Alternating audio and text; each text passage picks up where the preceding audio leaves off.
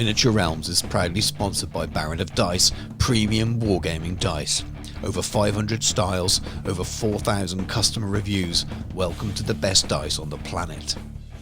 It's finally Warhammer The Old World launch weekend, and if like me you've been excited for this for a very, very long time now and eager to get your hands on your rules and miniatures, this is it, this is the time. And I'm just about to go off and collect mine from my friendly local gaming store, Incon Gaming in Cheltenham. Now, it's a bit of an odd video, this one.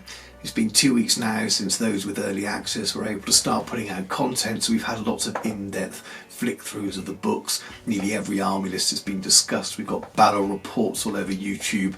We've got painting guides and things out there already, and it's been fantastic. I've been delving into some really, really good content. Facehammer's got some fantastic deep delves. Guerrilla Miniature Games always has. I've loved mini wargaming and mountain miniatures, battle reports as well as tabletop tactics. It was lovely seeing them do fantasy content. But we are here, I'm excited. I know a lot of you have followed my journey on the channel over the last 12 months as I've produced a lot of painting tutorials and content for the old world, and I didn't want to let the release go by without something that sort of noted that I picked up my toys. So I'm going to go and grab the toys. I'm going to introduce you to Chip, my mate at Incon Gaming. I'm going to teach him a little bit about the release today, and I will give you my impressions of the release, have a detailed look at the books and things, and just give you a bit of a summary really of what I think about the release. Has it lived up to my expectations? Has it really hit the mark? And are there any clues in those publications that I haven't seen already that lead us to believe what might come in the future? So welcome to Miniature Realms. My name's Stuart. Let's go to Incon Gaming in Cheltenham. So I've arrived at Incon Gaming with an old friend and previous supporter of podcasts and things I've done, Chip, at Incon Gaming. You have not been following this release as closely as I have been for a while. Not so much. You may well have some questions. Well, I'm waiting for high elves again. Waiting for high elves. Massive shiny boxes, which a lot of people will have seen before. But if we flip them over and have a little look, you can do the honours because I'm a responsible adult. You are a responsible adult with the blade, and these aren't my boxes, as I've already said. So if you do mess it up, then you can have the blade. Oh, thanks. It's put back onto me. But before we open it up, sit down a little. So, are you familiar with what's in the box? Yes, I have had a look. You've had a little look. I quite like the fact that it's got more new sculpts than old sculpts in this box. No, it hasn't. Has it? No. I thought these were all new. No, they've held up very well. But these are 6th edition. So it shows how much I pay attention to this. So the new sculpt is the Duke on Royal Pegasus. Okay. Keep these away from you. I like this because we're never throwing any away because they'd always come back. So this is the current colour, isn't it? Yeah. The LI box as well, the orange. And then you've got mountains and mountains of sprues. Look at that. That's not the same old horse, is it? Yeah, it is. Yeah, I don't know if they've clipped them off. Oh, they did. No. The sprues, have they? It's been a while. So your Pegasus wings. And for simplicity, the left and the right are stuck together. Yes, That's how you there. So these are as they were. Yeah. So you're looking at the men at arms sprues, and I quite like them. For an old plastic, you can tell when you look at modern, the way sprues are done, how much they get old. For an old plastic, that's still got quite a lot of nice detail. I think they've got a lot of charm. The mold lines are a bit bigger, so if you're new to playing AOS and things, you'll notice the difference. But you'll also notice how little there is on such a big sprue. Yes, they're much better at squeezing stuff. Yeah. These are the other foots, so these are your peasant bowmen. Yeah. Again, some really nice little things on those. The facing and things are excellent. So now you've got the Palisades as well. Yeah. So old models, I think they're still pretty good. And then I'm trying to fish out the new ones to one side for a moment. So you've got your pegs, your standard pegs, which also come in a box if you're lucky to get you on pre-order. Absolutely. And you've got command sprue, and then the same for the men at arms as for the bowmen. And then you've got your knights, the actual riders themselves. And then you have your new model. You can just tell the difference, can't you? I mean, how much more can we squeeze into such a small space? Huge difference, isn't it? So I believe that this is the standard sort of peg sprue you get, and then this is different. And then the BSB box, which you obviously sell as well. I purchased here. Sold. Yeah. Well, they'll come back and you will sell them again in the future. Will be a different one of these that allows you to build the BSB rather than the Baron. And then you have Nice big old rule book again. big old rule book, and we won't open this up because when I get back home I'll do a closer look at my own copy. But what you do get in this is the Crib sheet. lovely crib sheet in there, which I'm going to be trying to get hold of on eBay. And then this is really useful as well. So you get your assembly guide.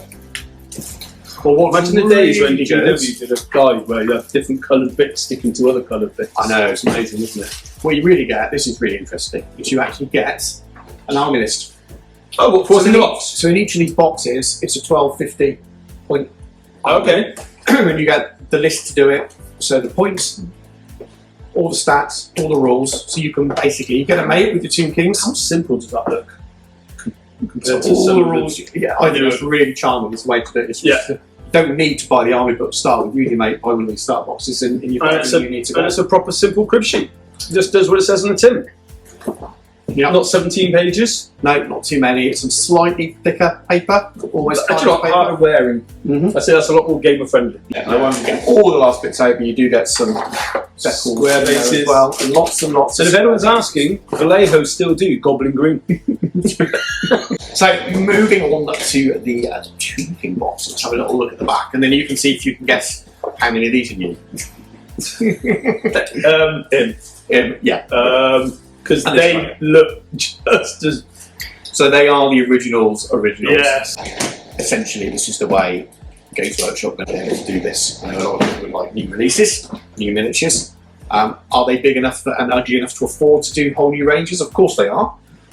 Does it make good business sense when their primary games are making all their money from is Age of Sigmar and 40k? Absolutely not. And the players of this game really need to realise that we are an SDS crowd, we are an aging crowd. So just like with the Brats, you've got the horses and the It's even less on them. I've built quite a lot of these this year. These are the ones that will hurt you most. With All Games Workshop or other ones? All Games Workshop.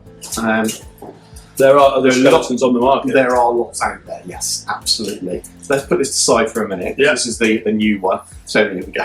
The old Skelly Spruce. You've got so much space on there, and these weren't even tinking. They were just. You could drive skinks through there at 40 mile an hour. Well, you'll remember the forerunners to this, the Skeleton Army box set. Yes. The little sort of cream plastic. The boxes used to be so big. They were big squares. I love Put those. Imperial I love Garden those upstairs. boxes. So you got lots of skellies. And more skellies. These are just standard ones. You can see you've got your normal. You have a tomb in there somewhere. Oh, he's fallen out. It's escapee. Random extra horse. You got your chariots. So this is from the proper Tomb King release. And then you've got your Tomb King, what essentially is the upgrade spruce. You've got Tomb King shields and things. There's lots of those. So this box looks like it's been rattled around. Yeah, by the postman. So this is a lot more of the same than the other one. No artwork. Well, before we look at the books then let's have a quick look at this bad boy here. So huge model, huge amount of stuff on the sprue. It's very, very hard to picture like this because there's so many small parts. So many small parts. No, we were talking before this. I've managed to secure one of these on eBay. I do like the wing. So when it arrives, I will still get to build and paint this. So look out for that video in the future. But it's very, very cool. I was saying before, you've got your army list, 1250 points. You've got your rule book as well. You can go away now. People can add the forces of fantasy if you want the Brets, or the Ravening Paws if you want the Ballies. Are there allies?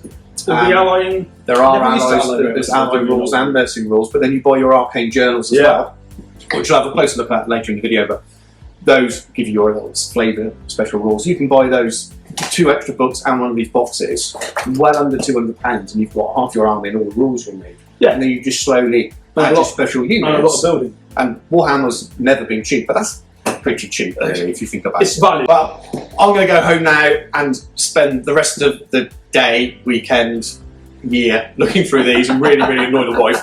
And I'll add a lot more to this later, second half of the video, when we look at the books in a little more detail. But I want to thank Chip for allowing me to look inside a couple of his staff boxes. I think they know. I don't know if they really know. It's been a pleasure having you back over. It's been a long time. It has, Unfortunately. unfortunately. Been a long time. A little bit harder these days with separate town and kids and things. Makes it a little bit harder to come over again. But you're doing very well in your little hobby hole. I do. And we're still plugging along in our pub. This is your elevator pitch, Chip. Tell people around Incon Gaming in Cheltenham. So, Incon Gaming, right in the heart of Cheltenham. You can come in and we're 7 days a week, 2 late nights, Thursdays and Tuesdays. Hoping to have more this year. You can come in and play games whenever we're open. We've got over 300 board games and starter sets available to play. And we're inside a pub. And at the end of the day, it's about drinking beer, having a game, and having a laugh. Don't take it serious. It's just toy soldiers, people. Absolutely. And you good online store as well. Yeah, you online can't store. Send points through the post, but anything else is You can. You can. There are special, but people just complain. It would be off. It's flat. It's warm. There's no shamrock on my gift. Yeah. So we like to think we've got a good range for everybody. Board games, starter set, all the popular games that get played in store. But come in and see us. We're in the heart of Cheltenham, 7 days a week. And I would say we're expertly trained staff, but we're not. We're just passionate, nerdy gamer people.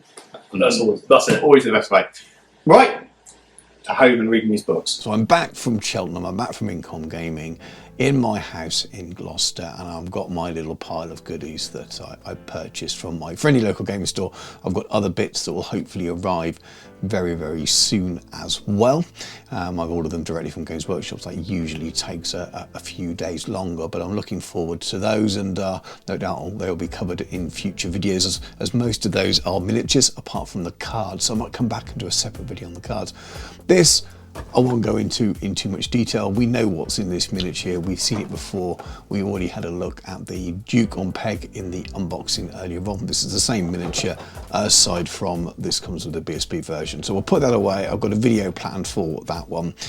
We have Lords of the Lance, so I'm super excited to read. Now, as it stands, I'm just finishing off reading Conrad for the next book club with Jordan Sorcery, but I have put it to him that maybe if we both grab a copy of this, we can just do a bit of a one-off book review, potentially on his channel. Actually, I think that was my idea.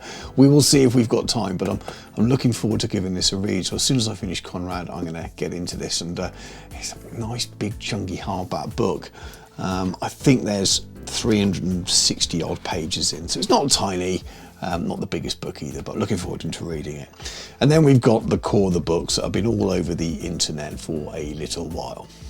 So my mission was to make sure this doesn't turn into Man Reads Book, but let's get some initial reactions. And there's a couple of things I wanted to check out, especially with the pictures inside, to see how well they align with some of the things that we've been guessing so far about the game's future.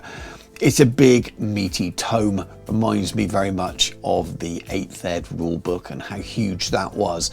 And I've probably got a similar level of excitement, if I'm honest with you. I think only 8th edition and this one are the editions I've bought on, or picked up at least, got on launch day. I think all the others had already been out for a while. By the time I discovered Warhammer as a child, it had already been out, and so on and so on. And I very much doubt I got the 4th edition box set on launch day either. I have no recollection really of when it was out versus when I got it as a very young teen or near teen. But this book looks absolutely fantastic, and as big and as shiny, as impressive as that 8th edition book was in the first place. I remember excitedly going to Games Workshop in Cheltenham and picking up the 8th edition rulebook, taking it home and listening to Podhammer at the time, who were doing a massive live podcast. And I can remember as the hours of this podcast went on, more and more of them got a little bit upset as they read more and more rules they didn't like, and the introduction of True Line of Sight and all that kind of stuff. But it didn't really dampen my mood at the time, but it was quite an interesting time in the hobby. But this is all extremely familiar stuff and would look very much at home, I suppose, in the 8th edition rulebook. So again, just pointing to this is a continuation in my mind. Yes, it's a new game, it's a slightly new setting, but for Warhammer fans who are looking for Warhammer fantasy, this is it. Really looking forward to delving into the lore and seeing if there's anything that has changed, but more so looking at the expanded lore in the current time period. Then we turn to the rules section. So we're up to page sort of 90 here before the rules start. And there are a lot of rules. I'm not sure where the rules actually stop. We'll skip past those colour plates for a moment. But the rules at the very least go up to 229, I think. So there's a big old chunk of rules there. But let's look at the colour pictures. At least that's something that's easier to see. Man looks at pictures in book rather than man reads book. I wanted to talk a little bit about the miniatures that are on display in these images, because I think it'll give us an indication even more than those articles have about what to expect for the future.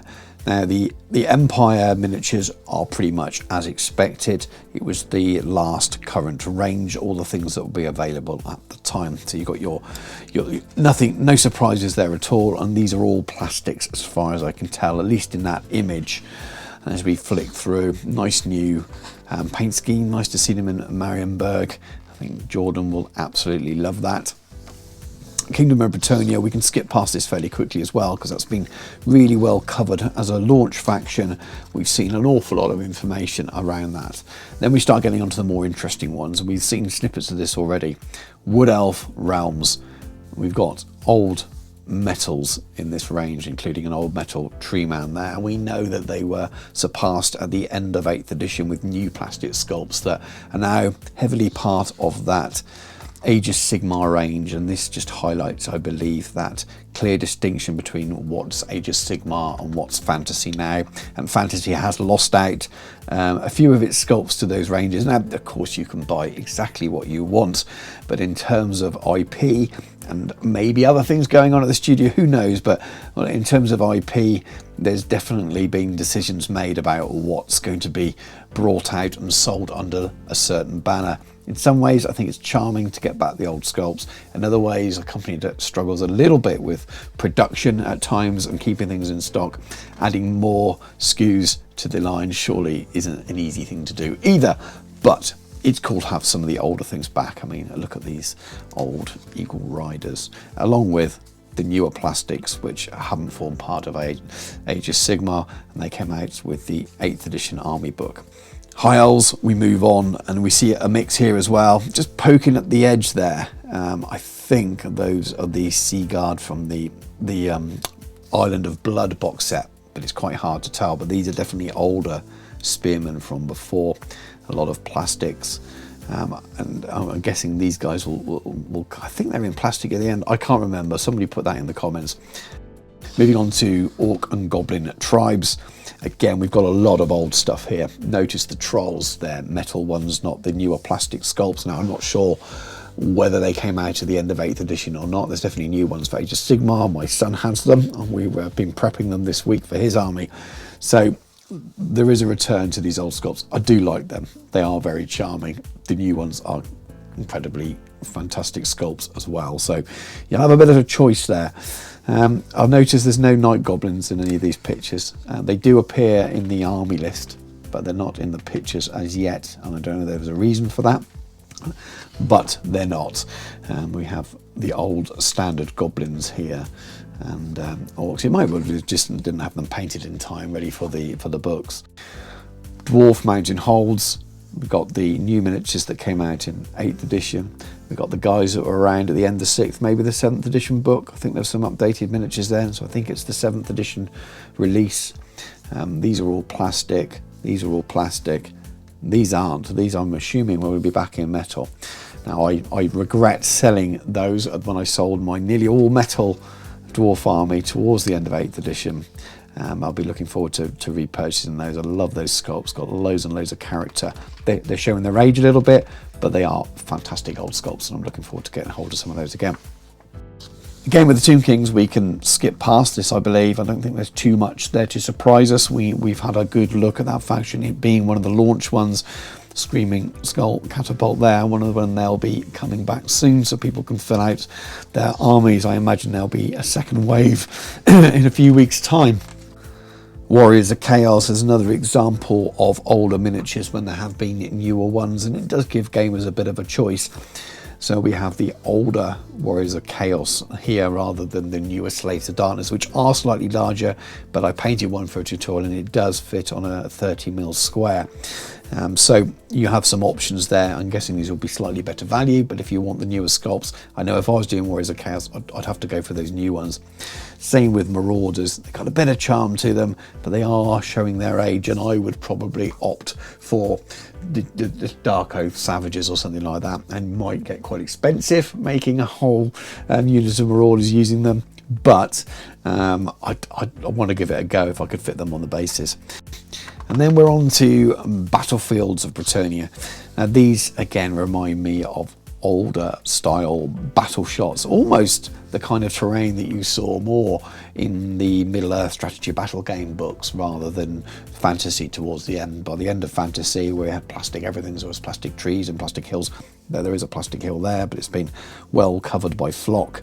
But these are all railway style trees, and that's quite a return. But I really like the aesthetic, and I will be doing some videos on achieving this kind of table. I've got something planned in and had for a little while, so do look out for that. And then that's really it. I'm not going to flick through the text too much more, but I just really wanted to show off some of those colour pages and talk a little bit about whether it gave us any clues. I think it's confirmed a few things that we've been talking about for a while, that it's very much the older ranges are coming back, and if they've been brought out during AOS, they stick in AOS, and even some things have been stolen. But what a beautiful looking book. Can't wait to read the rules. So many good reviews about it, and I can't wait to get playing. Raveling Hordes and Forces of Fantasy books. So again, same style, obviously a little bit thinner, and I'm a fan of this format. I'm familiar with it from Middle-earth, a strategy battle game. If you look back actually to my videos earlier last year, when we didn't know so much about the game, I hypothesized that they could do something like this with the army lists, because it worked well for Middle-earth. Well, Middle-earth has an evil and a good army list books, and then extra units are added and profiles are added through campaign booklets with scenarios and things. It's slightly different for fantasy when they've given us the arcane journals, which we'll look at shortly, but essentially there's a lot of that taken over, and I think it's just adjusted for what works best for the particular game and for the player base. People still like army books, and having to buy the thinner arcane journals is a nice way of doing that. But if you want to just get all your army lists in one go, these are just a really, really good way of doing it. The format and the layout is familiar. It's familiar with fantasy before, but also if you've played any of the SDS games more recently, if you're looking at Horus Heresy or something like that, this layout, almost full page for most entries, feels very, very familiar. I'm not sure how much the artwork is new or old, but it looks fantastic, and they've definitely reinvigorated some of the old artwork by displaying it in this sepia tone throughout the book. I think as a presentation, it's really, really cool. So it looks like all the main units and things are there. I'm not going to go through that in detail. Pop stuff in the comments. If you're sitting at home and you flick through, you've noticed something missing, you notice something has changed significantly, to start a conversation around it. Really, really good. Hop over onto the channel's Discord. There's a link in the video description. Go and start a conversation around it there. There's lots of old world chatter, and it'll be good to sort of really get into the minutiae of these books. But I think they're absolutely fantastic. But anyway, let's pop the Raveling Hordes to the side for a moment and have a quick look through the Forces of Fantasy as well. And nice map on the inside, and you've got this lovely first inlay. Actually, let me just compare with this one here. I really like this nice little touch. So you got a kind of a play on the new Warhammer, the old world logo. So when it's Forces of Fantasy, you've only got the good side, and you've only got the evil badges there, whereas on the main rule book it's a mix. I also like the way this is all decayed and worn and representing the evil sides more. So again, we'll have a very, very brief flick through this book because its man reads book isn't super interesting. A lot of the artwork we'd have seen before. The miniatures are in the main rule book. There are some different pictures of them here, and they are looking splendid in this. It doesn't look like a game that's been neglected now that they've spruced up the models, rebased and repainted, or whatever it is they've done. It does feel viable to me. Some of the older miniatures I know will upset some people, but delight others as they get a chance to buy old classics again. Funnily enough, the comparison with the Middle-earth community again, they absolutely love the old miniatures coming back a lot of the time. They absolutely find it fantastic and they want to collect them and fill holes in their collections, whereas it's a little bit different for the fantasy crowd, and I kind of understand both viewpoints. But again, another beautifully presented book. I'm looking forward to getting my head down and reading the army lists. And it's going to be a busy year or two for Old World for me and for content on the channel. The final two booklets are the aforementioned Arcane Journals, which are these thin little booklets here. So how many pages? So we're looking at sort of 50-page booklets with the history and background of the given army, which gives you the stuff you would normally receive in your old style army book. But they also give you a couple of extra ways of playing the army list beyond the Grand Army, which is the standard format, which is in those main army books. And it'll give you some special characters and some different units as well. Now the pages feel different on this. I don't know if it's just me. The pages feel slightly shinier. It might be me, but they feel quite high quality. Maybe extra quality's gone in because the book is quite small. But again, a little bit more colour in these. Still lots of the sepia tone, but you'd expect that. Nice campaign stuff, which I really can't wait to read this new lore and find out the current timeline and what's going on, and some beautiful colourful army shots as well. So if this is your army, the army that you're playing, I can't imagine you not wanting to pick this up. But I do like this format. I think that's pretty cool. And then we have the final booklet, the Kingdom of Bretonnia Arcane Journal. And again, it's much like the Tomb King one, as you would expect. So you get your nice bit of lore background explaining about Bretonnia, some little bit of expanded stuff from the Forces of Fantasy, maps, heraldry, liveries, lots of stuff to get your teeth into if you're a fan of Bretonnia. Again, campaign stuff going on as well, which is really interesting. A scenario, and then some beautiful colour pictures as you'd expect. I think that's a new paint job on that miniature. So I'm really excited about this. I'm really excited about the Bretonnian Exiles. I'm excited about the Bombard. You'll know that already, possibly, because you'll have seen the video that came out a few days before this, showing you how I converted one and kitbashed and painted one. So I'm really looking forward to a different flavour of Bretonnian army, and the Border Princes theme is really something that's sort of caught me and captured me. So I'm looking forward to delving into that even more.